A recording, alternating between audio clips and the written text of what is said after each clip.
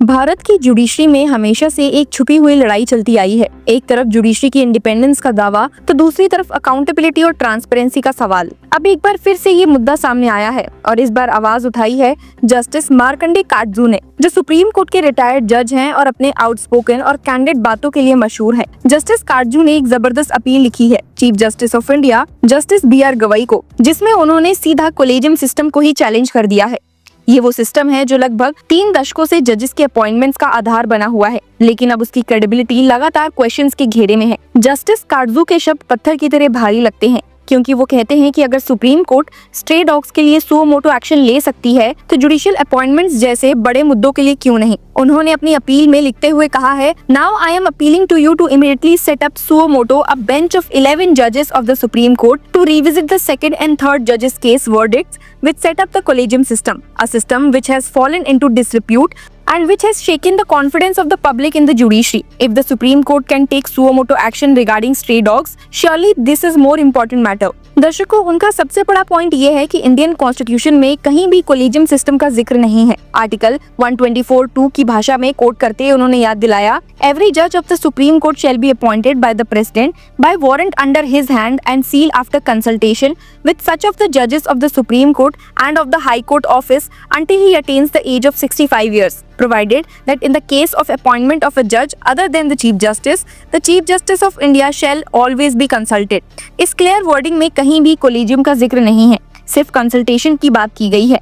High court के लिए article 217 भी सेम ही पैटर्न फॉलो करता है। जस्टिस काटजू के मुताबिक सेकंड एंड थर्ड जजेस केस ने जुडिशियल ओवररीच करके कॉन्स्टिट्यूशन को प्रैक्टिकली अमेंड कर दिया। वो लिखते हैं, Was this a legitimate exercise of judicial power? Is it well settled that judges can neither add to, amend or delete provisions in an enactment? Moreover, power to amend the constitution has been expressly given to the parliament by Article 368. How can the judiciary usurp this power and arrogate it to itself? Nowhere in the world do judges appoint judges, as is being done in India. इस मुद्दे को और ताकत देने के लिए वो Lord cook के कोर्ट को याद दिलाते हैं, जिन्होंने इसे स्लाइट ऑफ हैंड बोला था, मतलब एक जुडिशियल चालाकी जिसमें आर्टिकल 124(2) का मीनिंग प्रैक्टिकली बदल दिया गया। यही बात जस्टिस कृष्णा अय्यर और जस्टिस रूमा पाल जैसे जाइंट भी कह चुके हैं कि कोलेजियम के फैसले अक्सर ट्रेड ऑफ्स पे होते हैं।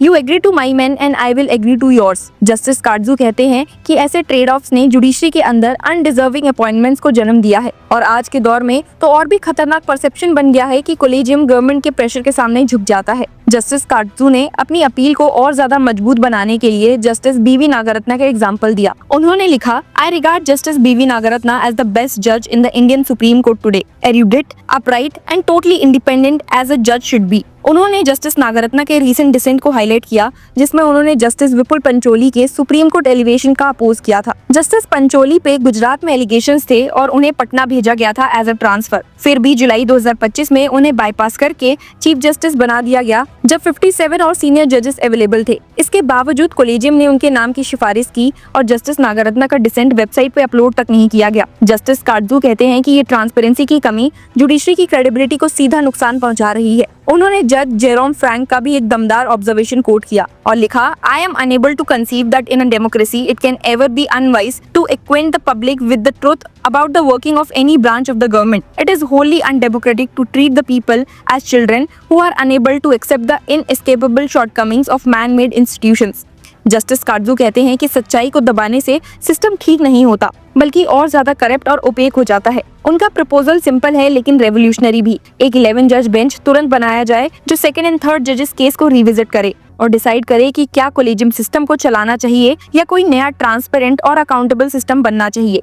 वो लिखते हैं, My humble appeal to you therefore is to suo moto or by treating this email as a letter petition, set up immediately a 11-member bench of the Supreme Court for revisiting the decisions setting up a collegium system so that the confidence of the people in the judiciary may be restored. अब सवाल ये है कि अगर ये bench बनता है और कोलेजियम को खत्म किया जाता है तो सिस्टम कैसा होगा। 2015 में NJAC यानी कि नेशनल जुडिशियल अपॉइंटमेंट्स कमीशन आया था, जो पार्लियामेंट ने पास किया था, जिसमें जजेस के साथ साथ एग्जीक्यूटिव और सिविल सोसाइटी के लोग भी सिलेक्शन में हिस्सा लेते हैं। लेकिन सुप्रीम कोर्ट ने NJAC को अनकॉन्स्टिट्यूशनल कहकर खारिज कर दिया था। तब कोर्ट ने कहा था कि कोलेजियम के बिना जुडिशरी की इंडिपेंडेंस खतरे में आ जाएगी, लेकिन आज लगता है कि वही कोलेजियम खुद अपनी क्रेडिबिलिटी खो रहा है। जस्टिस काटजू की अपील इसीलिए इसलिए भी बोल्ड है क्योंकि वो ओपनली कहते हैं कि जुडिशरी ने अपनी कॉन्स्टिट्यूशनल लिमिट्स क्रॉस की है। तो दर्शकों, एक रिटायर्ड जज से ये बात सुनना और भी ज्यादा सिग्निफिकेंट हो जाता है। क्रिटिक्स कहेंगे कि जस्टिस काजू हमेशा कंट्रोवर्सी सीख करते हैं, लेकिन सच ये है कि उनकी बात आम जनता के मन में ऑलरेडी चल रही शंकाओं की जुबान देती है।